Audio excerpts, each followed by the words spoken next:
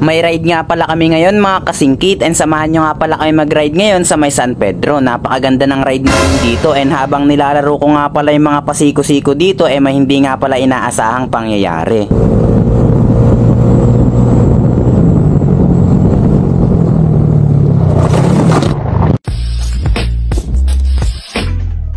So what's up sa inyo mga kasingkit, and ngayong araw nga pala magra-ride nga pala tayo sa may San Pedro Bridge. So papunta na nga pala ako ngayon sa may meet up place namin, which is dyan nga pala sa may sementeryo dito sa may bandang Caloocan. Pero syempre bago nga pala natin simulan yung video na to, sa mga hindi pa nga pala naka-follow sa ating Facebook page, baka naman. So after nga lang din pala ng ilang minuto mga kasingkit, is nandirito na nga pala tayo sa may meet up place namin, and nandirito na nga pala si Boss Diary ng Aerox, si Barit, si Miko at saka si Chris Motovlog. So after nga din pala ng ilang minuto na paghihintay mga kasingkit, is na kumpleto na nga din pala kami. So magra-ride nga pala kami ngayon sa may San Pedro Bridge mga kasingkit, dahil para na rin mag-banding at syempre magpo-photoshoot nga ulit tayo ng hoodie ni Diary ng Aerox. So bago nga pala kami umalis ng Santiago mga kasingkit, is nagpagas muna nga pala tayo dito sa may Petron, banda dito sa may Baluarte. So 200 pesos nga lang pala yung pinagas ko dito mga kasingkit, kaya naman na siguro yon balikan. So after ko nga palang makapagpagas mga kasingkit, is lumarga na nga din pala kami. Sabi-sabi nga pala nila na napakaganda nga daw palang tumambay doon sa may San Pedro Bridge, pero tignan natin kung talaga nga bang napakaganda doon. So tara, samahan nyo kami.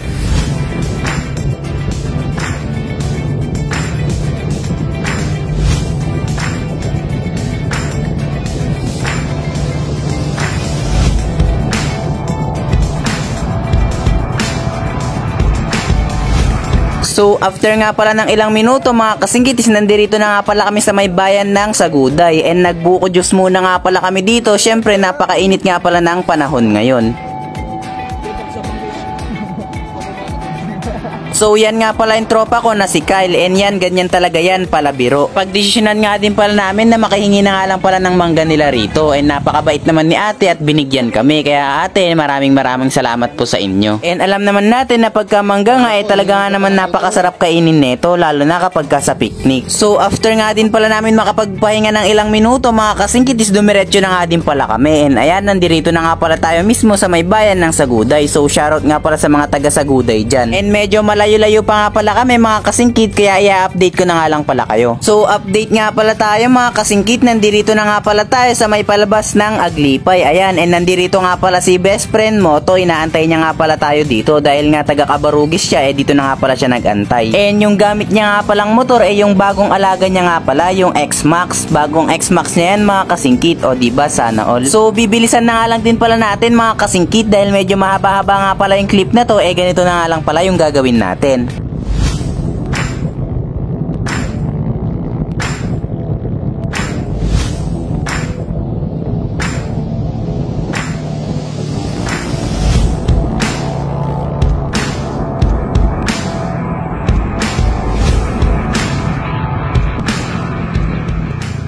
So dumaan muna nga pala kami dito sa may bayan ng Aglipay mga kasingkit, para nga pala bumili ng mga kailangan namin. Kagaya na nga lang pala ng isda, red egg, uling at saka yung mga iba pang mga kailangan. So after nga pala namin makapamili, dumiretso na nga rin pala kami kaagad-agad, kasi nga medyo tumatanghali na nga at baka gabihin pa kami sa daan. So after nga lang pala ng ilang minuto mga kasingkit, is nandirito na nga pala tayo sa may Sam's Espresso Cafe. And alam nyo naman, sa mga nakakapanood na nga pala ng mga vlog ko, nagtambike na nga din pala tayo dito sa may Sam's Espresso Cave.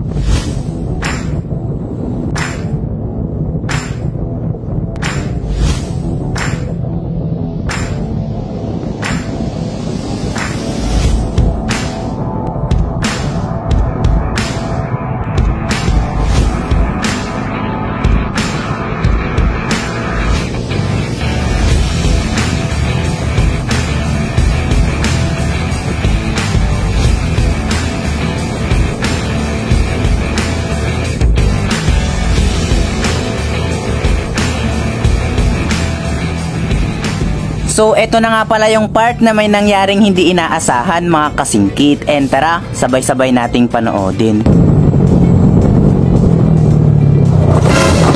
So panoodin nga pala nating mabuti kung paano nga ba ako sumemplang dito, and ayan kung makikita nyo medyo mabuhangin na nga pala sa side na to, and masyado tayong nakagilid. gilid kaya dumulas nga pala yung gulong natin. Pagkasemplang ko nga pala dito mga kasingkit is agad-agad nga pala akong tumayo and itinayo ko na nga din pala kaagad yung motor ko. Mabuti na nga lang pala kanyo mga kasingkit safe naman tayo, kaso nga lang yung motor natin may gas nga. And after ko nga palang maitayo nakita ko nga pala yung motor ko na puros gas na. And eto naman yung Insta360 ko inaalala ko din baka nga nabitak yung lens niya. And salamat naman sa Diyos dahil hindi nga pala nabitak yung lens nung ating camera. Okay naman ako mga kasingkit. Ayan, sa mga nag-aalala nga pala dyan okay na okay po ako. And pinagpatuloy pa nga din pala namin yung ride namin dito kahit na nga ba nagkaroon pa ng aberya, kasi okay naman ako mga kasingkit. Ayan, wag na po kayong mag-alala sa akin. And na-checkpoint pa nga pala tayo banda doon pero pinaalis na nga din pala tayo kaagad. And ito nga pala yung mga tropa natin. Ayan, nag-aalala din sila sa atin. Pero sabi ko nga sa inyo mga kasingkit, hindi ko naman pipilitin kung hindi ko kaya. And kayang-kaya ko mga kasingkit, kaya wag na kayong mag-alala sa akin. So nag-stop over nga lang din pala kami dito mga kasingkit para pag-usapan nga ba kung ano nga ba yung mga nangyari and kung bakit nga ba ako sumemplang. And ako mas nag-aalala pa nga pala ako sa may motor ko dahil puros gas na nga pala yung motor natin. So sabi ng mga tropa ko okay lang yun, yung pyesa na papalitan. So nag-overshoot tayo guys.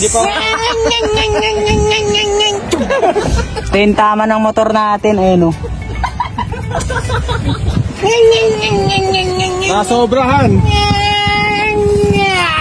Ayan o.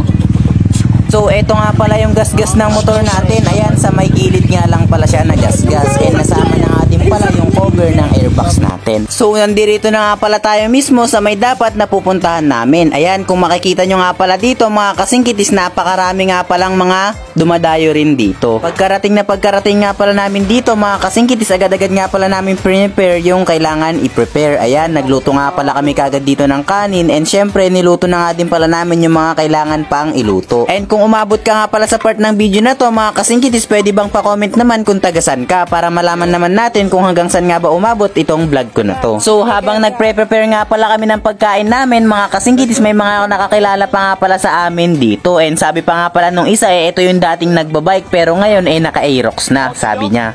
Malay nyo soon mga kasingkit dati lang tayong nagbabike then nagkaroon ng Aerox sa susunod naka-big bike na tayo. Uy, sana all. So ayan, maraming salamat nga po pala ulit sa inyo mga idol. So eto nga pala yung update sa may sugat na natamo ko mga kasingkit. And eto nga lang pala yung sugat na natamo ko. Ayan, isa sa may tuhod and then sa may siko. And ayan lang yung natamo nating sugat. Kaya maraming salamat pa rin sa may Panginoong nasa itaas. So naka-ready na nga pala yung pagkain namin dito and kumain nga lang pala kami saglit and nagpahinga nga lang pala kami and then nag-photoshoot na nga pala kami ng cotton hoodie by Diary ng Aerox. Ayan, sa mga gusto nga palang umorder ng ganitong cotton hoodie PM nyo lang ako dito sa ating Facebook page. So talaga nga naman napakagandang tumambay dito mga kasingkit. Napakaganda na sana kung hindi nga lang nagkaroon ng aberya. Pero ganun pa man mga kasingkit is nag-enjoy pa din naman ako. Sabi nga nila hindi ka matututo kung hindi ka madadapa. So ayun lang sa video na to. Peace out.